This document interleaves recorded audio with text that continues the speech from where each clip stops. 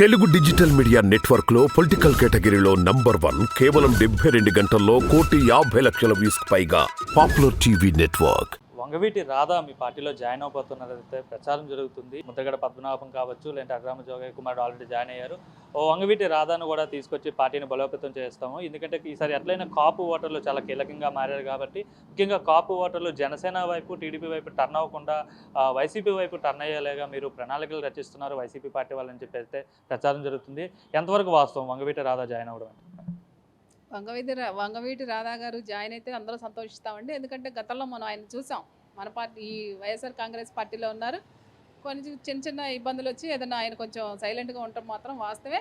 కానీ ఎందుకంటే ఇందా నేను చెప్పాను కదా, కాపులకి ఏదైనా న్యాయం జరుగుద్ది పలానా ముఖ్యమంత్రి జగన్మోహన్ రెడ్డి గారు అయితేనేటువంటి కార్యక్రమంతోనే అందరూ కూడా జాయిన్ అవ్వడం జరుగుతుంది. చక్కగా ఏదైతే కులానికి న్యాయం జరుగుతాడు అనేటువంటి వ్యవస్థను తీసుకొచ్చి, ఎందుకంటే ఒక నమ్మకం రావాలి ఏ నాయకుడి మీదైనా సరే. ఓహో, ఆ నాయకుడి దగ్గరికి వెళ్తే మనకి నమ్మకం, ధైర్యం, నా కులానికి మంచి జరుగుతుంది అనేటువంటి దాని మీద ఏదైతే రాధా గారు పార్టీలోకి రావాలంటే జగనన్న స్వాగతించడానికి రెడీగానే ఉంటారు. ఎందుకంటే గతంలో వాళ్ళిద్దరు కూడా మంచి సోదరులాగా ఉండేవాళ్ళు.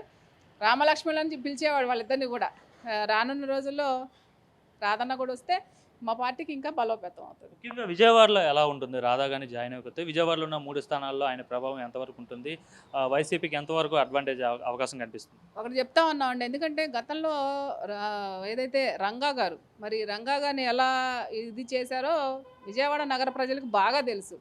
అప్పుడు ఏకైక నాయకుడు రంగా గారిని మరి హతం చేసింది ఎవరో కూడా అందరికీ తెలుసు. ఇవాళ దాన్ని బట్టే ఏం చేశాడు చంద్రబాబు నాయుడు, ఆ కాపు ఆయనకి ఏం చేస్తే ఆ నమ్మించి మోసం చేశాడు అనేటువంటిది ప్రజలందరిలో ఉంది. కాబట్టి రాధా గారు వైఎస్ఆర్సీపీలోకి వస్తే ఇంకా చాలా కాపు కులస్తులకి ఇంకా న్యాయం జరుగుతుంది.